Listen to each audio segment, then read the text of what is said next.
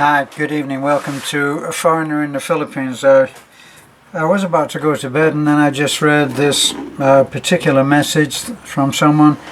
He actually asked me not to mention him and his message, but if I draw without mentioning any names and any real details from the content of his message, I'll be able to talk about what he actually refers to. Well, he says that he remembers something from one of the videos where I said that I arrived in the Philippines and was ready to leave the Philippines, and I had only just around $2,000 in my pocket. That was it. And as he put it, that he said, I've concluded that you were dragged under the train before in your life. In other words, I've been through the mill a few times. Now, he lost everything after many, many years, up in the tens of years, over 30, where with a lot of different items coming together to form what I always call the perfect storm. You get this happen and that happen, and it's joined with another, and when it all goes together, it's what I once saw a movie that was called The Perfect Storm, and that's how they described it, that forces coming from this direction were meeting forces coming from that direction, and that there was and it made for a perfect storm in which people lost their lives. And that's what I see here, but he's lost everything. So this man has now lost everything. His marriage, he's suffered an American style divorce. That's the one where they split everything right down the middle, 90-10. and the partner, whoever the partner is that's talking to you, is the one that got 10. Okay, so he's now in a situation that he's looking around, and this is a very good thing to do, is to look around and see what other people did to survive such a thing. Now, I read many success stories, and a good success story has several ingredients. It always has the very, very low point where the person is alone, has been abandoned by friends very often and family, has lost everything. We're not going into rights and wrongs now. Maybe the guy deserves it. Not this particular person we're talking about in the message, but in a hypothetical situation, the person may have deserved it. He may be a real bad guy, or he may be a saint who has just not been appreciated. So these things happen, but the good success story usually starts with a real sad story. You know, for me, when I left Florida, I'd lost everything. I lost my marriage. I lost the house that I'd been buying. I went bankrupt. The situation was affecting lots and lots of people the country over. So my business of doing custom artwork commissions, sometimes making furniture, sometimes doing sculpting jobs, it just went out the window. And I ended up in a what was little more than a warehouse. The people will know this place where I lived for, I think, about 2 years, on courtesy of a very kind man, Larry. And Larry owned this.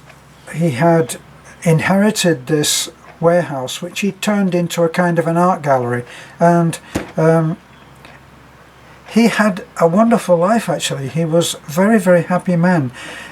This place is, for those of you who are in Fort Myers, if you go to what is now probably the old public library, next to that public library is a multicolored building, and that is the art co-op. I think it's called the Union Art Co-op. I lived in a room in that warehouse come art gallery for 2 years, and it was a revealing time for me. After a while, I decided that I would sell what little I had.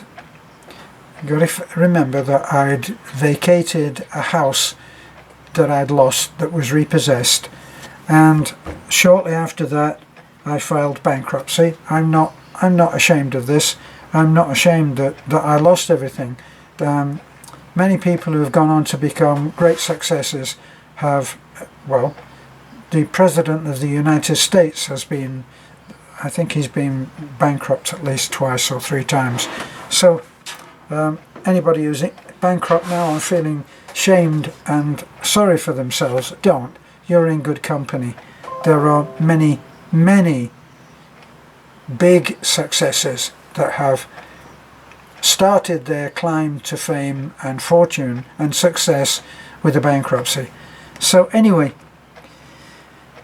as our friend on this particular message says, it seems like you were thrown under the train and yet you went on. Now, let me clear something up about this. Much is made of the fact that I said I came here, started, and I had little more than $2,000 in the bank, and this is true. Now, this should put to bed the idea that when I met Beth, she married me for my money, because by that time I'd spent some of that money, and I bought a vintage VW. Must be my second childhood. I bought a vintage VW and I spent 100,000 pesos on having it restored.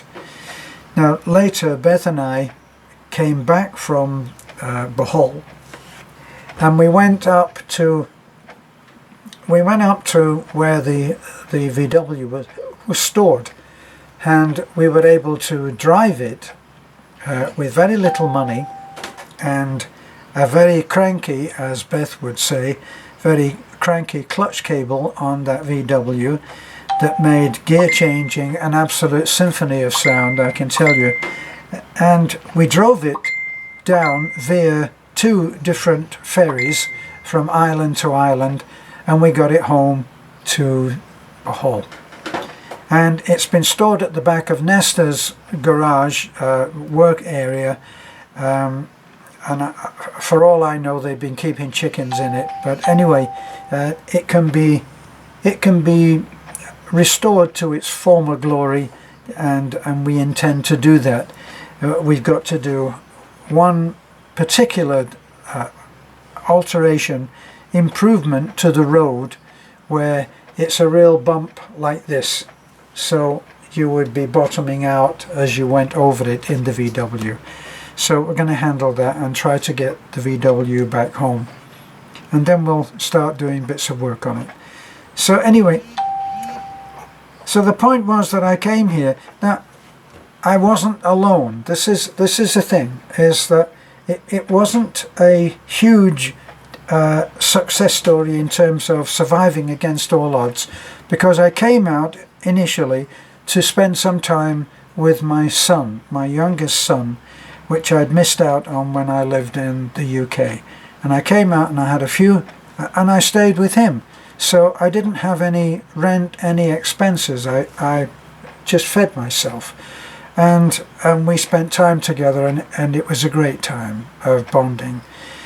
And then I decided that I would have to move out. I decided that while the VW was being remodeled, restored, I should stay up near the mechanic. So luck would have it, I found a little apartment in the same street as the mechanic lived, and that's where the car was being handled. So I moved up into that place, and that was where I, on a whim, decided that I would go to Cebu. And I went to Cebu, and I only went for 5 days. Now, I exchanged texts, which is the way that it always happens, through friends of a friend's. Beth and I had been hooked up together, and I knew one thing. We both knew one thing. We both knew two different things, but one each. She knew that I was too old for her, and I knew that she was too young for me. And the rest is history. We decided that, well, we agreed on so much when we texted that we decided that we would meet, and we met the night before I left to come back to Mabalacat, where I was staying. Mabalacat is an area that is very close to Angeles, which is the big, what used to be the biggest American sort of presence in, or one of, in the Philippines. So it's very catered to the Western kind of life. But anyway, I lived out in Mabalacat, which is not catering to the Western life, and it was a very interesting time. I went on a whim, as I say, and I met Beth, and we, for some strange reason, on the basis of talking during an earthquake, we talked during an earthquake where the aftershocks were coming through sometimes every 10 minutes, every 15 minutes, and the alarm would go off, and we didn't even go anywhere. We sat in the reception, and we just rushed out, as we were required to do in the hotel, and we talked. And on the basis of that, we said that we should be loyal to each other until we knew better. So we agreed that now we would not see anybody else. I would not try and date anybody else. She would not do the same. And then I came back, and I lived in Cebu, and we got married. Now, by that time my pension had been stopped, because I had not received the "Are you dead or alive" letter that the US sends out at least once a year. And they send out this letter to expats who are living abroad, and if it's a way of finding out if they're still alive. At my age, it's a valid question. Are they still alive?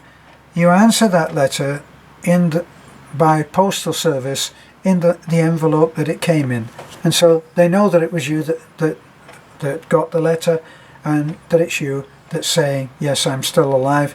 Can you please continue my pension?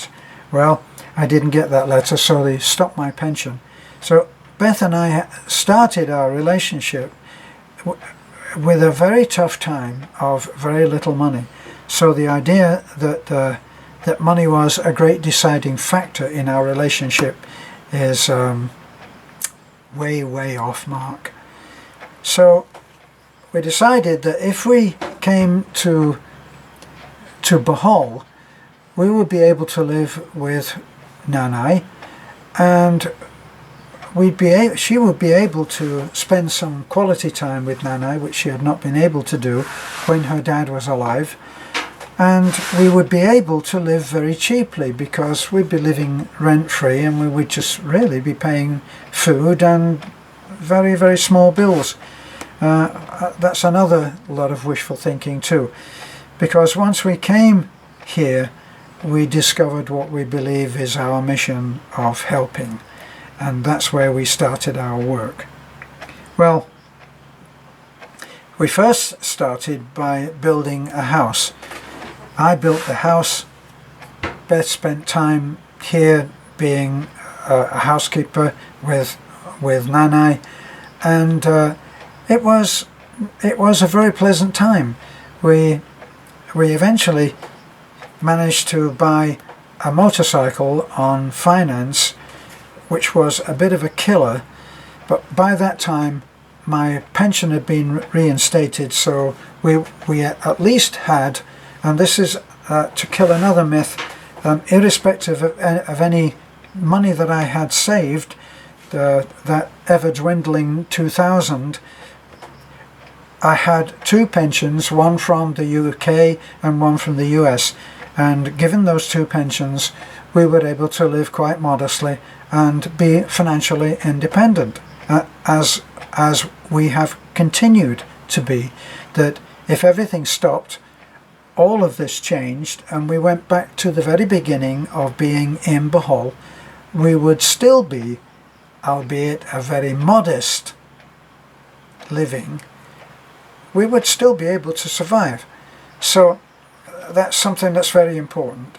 And somebody said that I had said that that at one time that I was not getting the sum that he thought that I was getting, and had it all wrong. But the fact is that with the two small pensions we're able to do okay. So then we started to do our YouTube channel, and I gotta tell you, we worked very, very hard at that. Now, any thought that Beth was able to cash in on on some unseen fortune is quite wrong.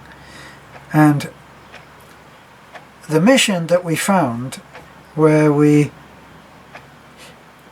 actually were working very hard, it enabled our YouTube channel to grow. And our simple life, which we had been cataloguing, chronicling up to that point, had started to interest people. We never thought that it did, because we were like anybody else, I guess. We were looking at the channels that other people had, and you had great looking couples with young handsome men, and beautiful, overtly sexy ladies who were very comfortable wearing tiny bikinis, lying on the water or on the white beach in some five-star resort, and showing what life was like for the lucky few. Well, we were not able to do that. We were planning on, well, we were asking ourselves, who the heck is going to be interested in our simple life? And it turns out that our fears were quite unfounded, because a lot of people did show an interest in our simple life, and we built on that. And then we started helping. We started getting in trouble because we didn't have the paperwork sorted out, and now we've been working very hard at getting all of that sorted out, and so things are actually being handled. But for this man who has now lost everything, one of the things when I went through a real low spot in my life, apart from the fact that I read a great number of stories of people who had been through the same thing, and there's a particular series of events that happen. You get the very low spot, you get the bankruptcy, the divorce, the loss of the house, ending up living in a very poor situation, either a tiny little apartment that doesn't have a toilet or whatever, hardship alley, where you're at the lowest point, where you don't feel that anybody loves you. And that's the point at which you have to pull yourself up.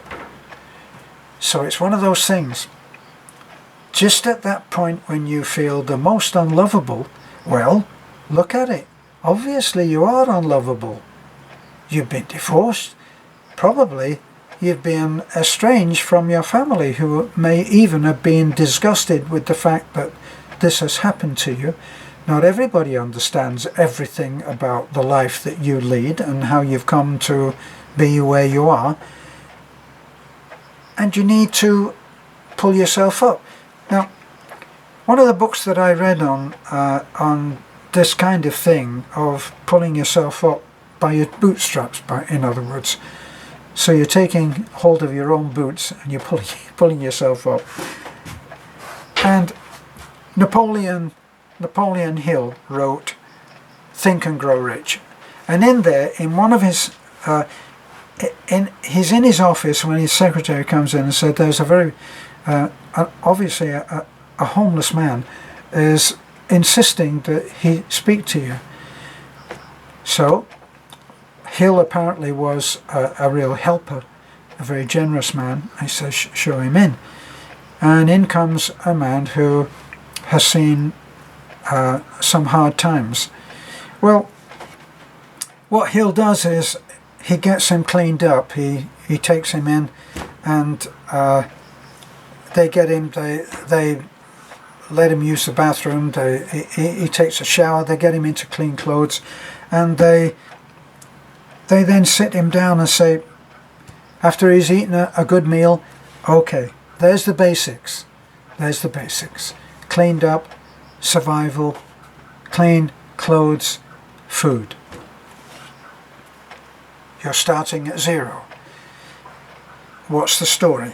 And the story was that he had in fact already been quite well known in the restaurant business, and he was a past successful restaurant owner. Now, what had happened is he'd gotten into some bad ways, had started drinking. The drinking got out of control. He lost his family because they couldn't take it anymore. So he went through a very rough period on that. Lost his family, lost his wife, lost his marriage, lost his house, and eventually he drank himself out of his restaurant, and he lost his restaurant. And he came to Napoleon Hill. He must have heard from him in some way. What can I do? Can you help me? And Hill took him over to a mirror, and he said, there is one person that can help you. The one person who can help you change what is happening to you. And it's that person in the mirror. Now, it takes a little bit more than just telling somebody some mind-blowing piece of information, or patting him on the back and saying, off you go and make a success of your life. No, it doesn't work like that. So what Hill did, he spoke to someone that he knew in the restaurant business. And he got the man a job at the lowest level in a restaurant. And the man started off washing dishes. And he washed dishes. And of course, he's been a success. So as soon as he realizes that hard work is going to get him there, he eventually rises up the ladder, becomes the manager, and then eventually opens his own restaurant again. So there you have the perfect, stereotypical cookie cutter success story, from rags to riches and success. And one of the great things about finding your way back to success, or to success that is so far unknown, is the realization that you are responsible for the place that you're in. Now, that's bad news. That's a bitter pill. But also, it's like another side of the coin. The other side of the coin is that as you got yourself into this situation, whatever the situation is, you can get it out. You can get yourself out of that situation. And that's what the man that I've just described did. He worked hard. He accepted the humility of the lowest position. He didn't go in there and say, well, I can't be a washer-upper, for goodness sake, I've had my own successful restaurant, you know, you've got to give me a job managing. No, he didn't do that. He accepted his position, the reality of where he was. And that's very often what you need to do. Now, Beth and I, we didn't think about making money. And there's something that's very liberating about this. Provided you've got to that point, like our man in our example, he at least had a job washing dishes. And if he worked hard at it and put the hours in, he could live. So from there, he had a foothold on the ladder back to success. And that's what Beth and I did. We just totally involved ourselves in going out, finding things to make videos about. And you know what? Once you start to look, there is so much in life that you can make a video about, that you can tell a story on. Before this, a long time ago, 6-7 years ago, if I remember rightly, I started a YouTube channel. You can find it now. I think it's called, Presto. It's called something like Presto 39 or Presto 69, something like that. And I recorded maybe one. It might be as much as 1 or 2 videos on that. And then another one that I had was 20 Tamworth Drive, which was totally the wrong title, so I ended up not using that as a video, as a blog. But it probably still out there in the cyber world. And then I went heavily into Facebook, and I published my stories on Facebook. Now, back then, I had certain friends that I wrote to, and I wrote volumes to these people. And I realized that what I was writing was the basis of a blog. So that's when I started trying to work out how I could do a blog, and this took some time to get that together. Beth was able to take an equal partnership in doing this, and so I do what I do, which you know about. Beth does what she does, which you also know about, which is titling. For all of their quirkiness, they've been a success, and for doing all of those things which will ensure a success. We worked damned hard. That's what we did. We never looked at, well, is this going to make us any money? No, we found what we loved to do, and we did it. And we did it and did it and did it again. And we never thought about success. We never thought about failure. We just did what we enjoyed doing. And our pleasure at that time was seeing the video go up. And it was magical to us. And since then, we have gone to, I think that we're very close now to 150,000 subscribers. There will be, if that is the way that you're going, there will be times when it levels out. There'll be times when it takes off like a rocket. There will be times when it levels out again, that it sinks. You will find people love you. You will find people don't love you, and all of the shades in between. Now, whatever you decide to do, if you're in this position that this man is in now, he's done the right thing. Now, it's not the right thing because he found my channel, our channel.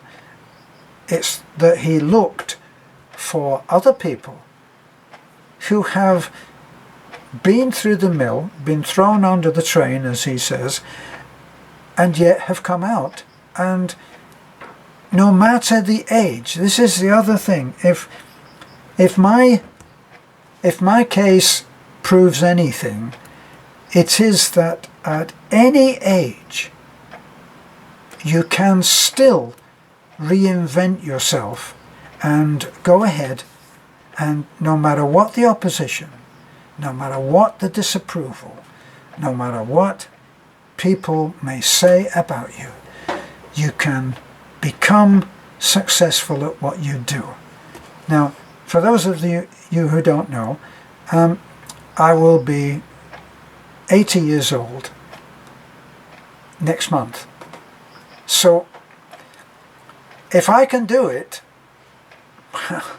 well, damn it, anybody can. Because when you start getting into my age bracket, you don't have the energy to be able to do what you do even when you're 50 or 60. God, when I was 50 and 60, I could do almost anything, I felt. I had my successes and my failures, and that is life. So, being successful is great. Being a failure is not a failure unless you say, I'm a failure. It's not a failure. It's only a failure when you stop trying.